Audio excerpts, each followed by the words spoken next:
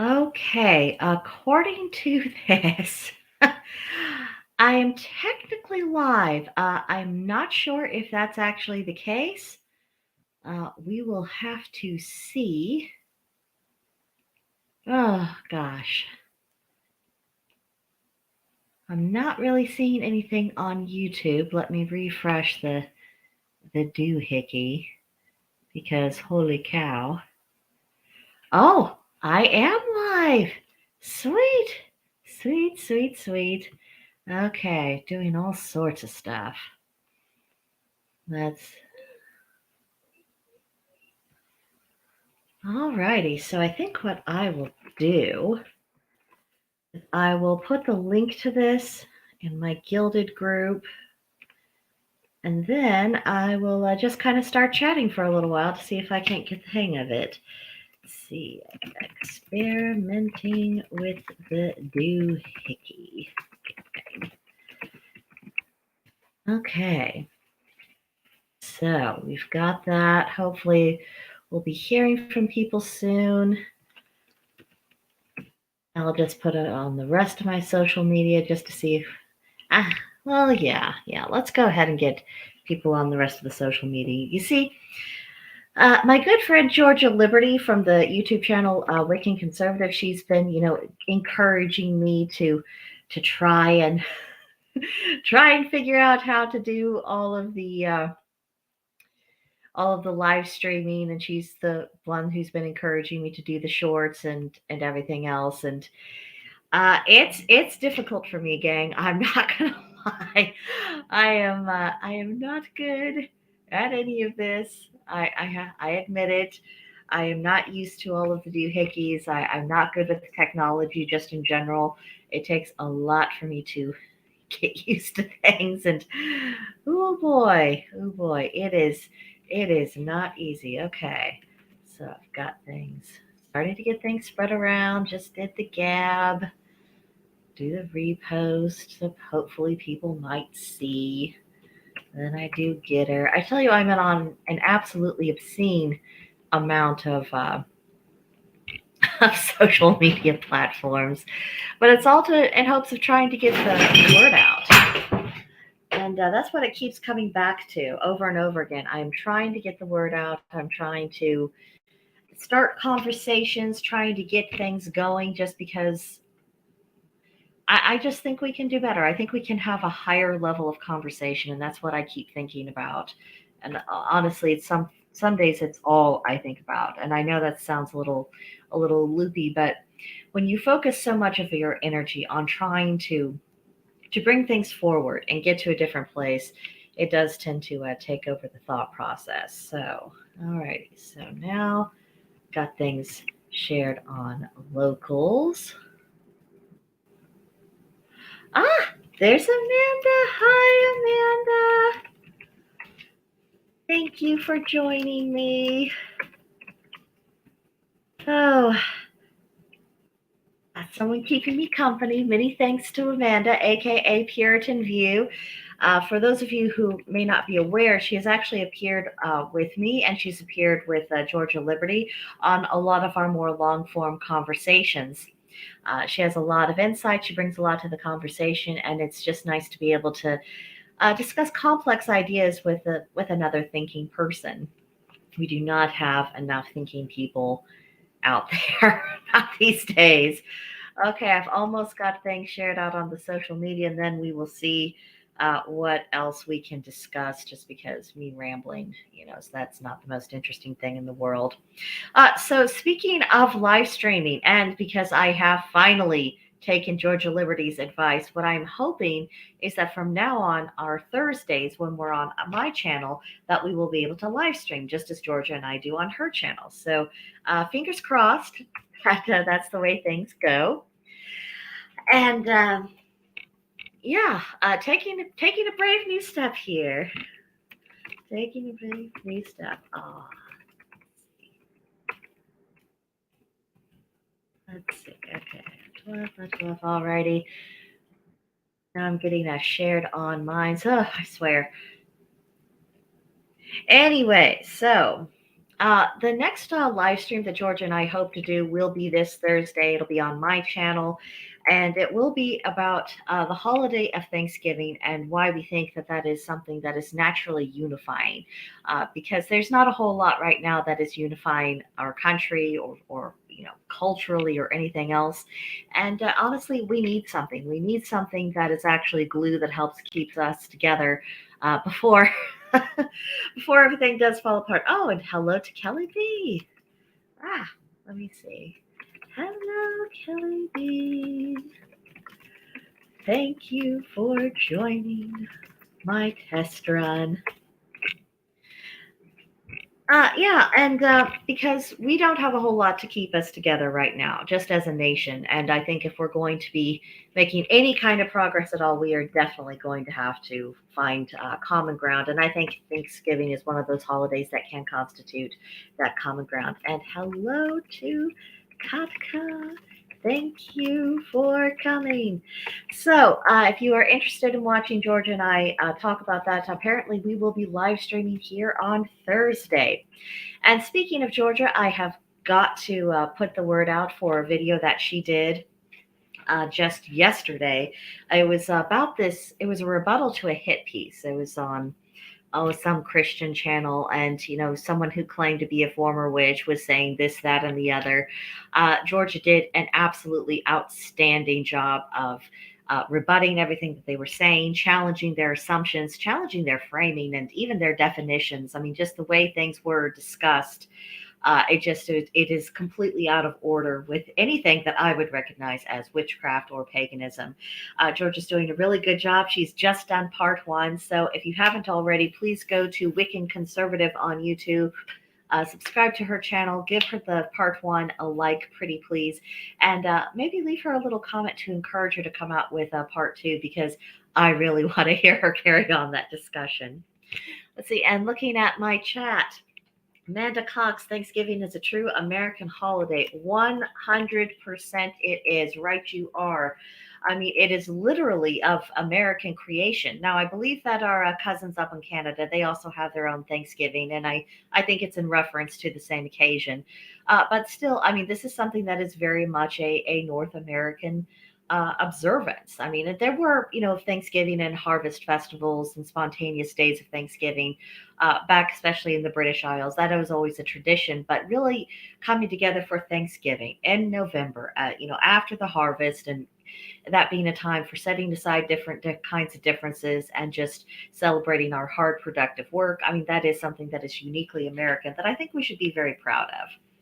Let's see. What else is going on today? It is voting day, of course. If you have not already voted and you're eligible to do so, please go ahead and make that happen. No matter which way this election goes, there's going to be some pretty massive fallout later on. I don't think that'll just be over and done with today, even if we do get results. And of course, for a couple of weeks, they just say, well, we're not going to really know the results the day of. We figured this out when I was a kid in the 80s, when computers were very, very primitive. And I think pretty much all counting was done by hand. We managed to figure out elections then. I'm pretty sure if we really wanted to, we could get things figured out today. But, I'm not really convinced the powers that be really want to. But at all events, it'll be interesting to see how things go. My thanks to everyone who has been smashing the like button. Appreciated that. Very, very helpful. Let's see. A couple of rambly thoughts that I wanted to share before I go. Oh, but before I go on to that, Katya, yeah, but then they can't fortify it. Very good point. Very true. I am a little concerned about the fortification, especially once they wheeled out Biden and he was talking about how Republicans are going to have to accept the results. My ears heard that and I thought, oh boy, here we go. Arrangements have been made for things to turn out the way that they want them to. So we'll see. We'll see. Oh, but what I was going to talk about next is that last Friday's Wicca 202 class, I've been getting a lot of feedback, and I want to thank everyone, whether you agreed or disagreed or vehemently disagreed with what I had to say. For those of you who haven't seen that particular video, it was about mushrooms, and one of the things I began with is that I really strongly counseled against using that for magical and spiritual purposes if you're using it essentially as a psychotropic. Um, and the reason why I say that is because I think there's a very strong argument to be said that you need to build up your confidence as a practitioner, particularly if you are practicing witchcraft. You need to know what you can do on your own. Then you can turn to aids if that is something you choose to do in order to take a thing step further. But I kept thinking about it as I was hearing some people disagree with me. I thought about, but what if someone really thought to themselves, well, I just can't meditate unless I take weed first, unless I, smoke a joint first, or I can't really do my spells unless I, use X, Y, or Z substance. That's not a good position for someone to be in. I think that and I think, I mean, how could you possibly have confidence in yourself or your abilities or anything that you're doing if you know that unless you have outside assistance, that you can't, do the work that you intended to do? I think that would really, really cast someone down. I mean, how could it not? I know it would me. And and here's the thing. I mean, there's a lot of different ways of looking at, substances that might be termed illicit. I think that if something is in nature, then of course we should be, have the legal right to use it as we deem fit. That's just Liberty 101. I don't think it's the place of politicians to tell us what we can't put into our bodies, and it's not their place to tell us what we must put into our bodies. That is not their proper role, and the affectation that they have, anything to say about it, I think that's a premise that has to be rejected. I mean, full point blank, so that's my legal stance on the matter. Now, when it comes to the medicinal use of something, if something is an effective medicine, then of course we should be able to use it. I mean, that's only common sense. And when it comes to recreational, personally, that's not something I feel the need to indulge in. But as also, I'm not going to tell someone else what they can't, provided they are not hurting someone else and they are not damaging property. I don't think that's the role of society to really get involved in that. Now, when it comes to spiritually, is there precedent for people using mushrooms and weed and other substances for spiritual or magical benefit? Yes, absolutely. I mean, historically, that is absolutely true. There are still people who swear by that today. I'm not questioning the fact that there's precedent for this, and I'm not questioning the fact that people have been able to get results. Where I'm coming in with my opinion is saying I don't think we should have to rely on it. And I don't think we should build up our spiritual practices having to rely on these outside substances. I think especially if you are practicing witchcraft, you need to know how deep your well of power goes. And sometimes that means you dig that well deeper. But I think that hard work, discipline, consistent efforts, and building yourself up over a period of time, I think you are much more likely not only to be a stronger practitioner, but to have more confidence in yourself. You'll know that you can do it on your own. You know that you don't have to get outside assistance. You know that you don't need a shortcut, and you know that you're not running to, your deity every 2 minutes saying, "I really need your help with this," and then looking at you like, "Why can't you do this by yourself?" You're not going to be in that position. So, I don't know if that clarifies anything for anyone else. I don't know if it makes anyone feel less annoyed with me than they did before, but that's where I stand. Now, if there is a counter argument that is logically consistent and reasonable, I wish I would hear it. But so far, I haven't really heard a lot of counter arguments. I've simply have heard people say, well, our ancestors used it, therefore it's okay, or I've used it and I liked it and therefore it's okay. Those are opinions, and those are opinions that people have every right to hold, but they aren't counter arguments. You're not presenting information or a line of reasoning that would be, here's the reason for you to reconsider your position. So if someone can do that, I mean, lay it on me.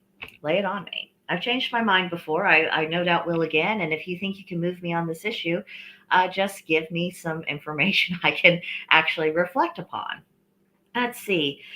Also, the last thing I want to touch on before I dash out of here, and again, my many, many thanks to everyone who has tuned in. Many, many thanks to people who smashed the like button and who have popped in on the chat.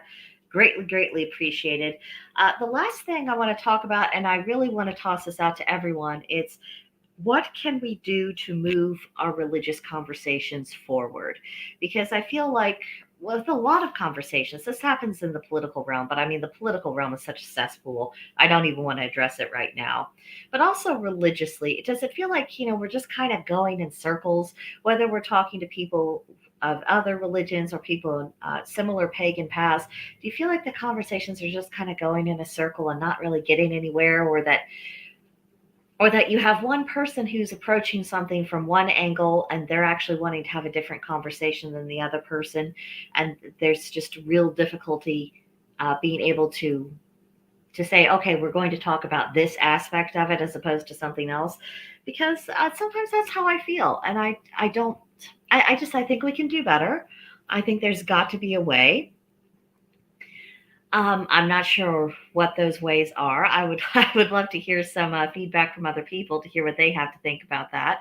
But I think there's got to be a way to where we can have more productive conversations, conversations that aren't just about, here's what I think and why, here's what you think and why. But also, I think we've got to get just something else, some meatier, some kind of meatier, deeper, more meaningful conversation about some of our most cherished concepts in paganism, just because I feel like there's a wall that we need to break through. I feel like we can get to the next level. And I don't know if it's about comparing and contrasting ideas and philosophies more.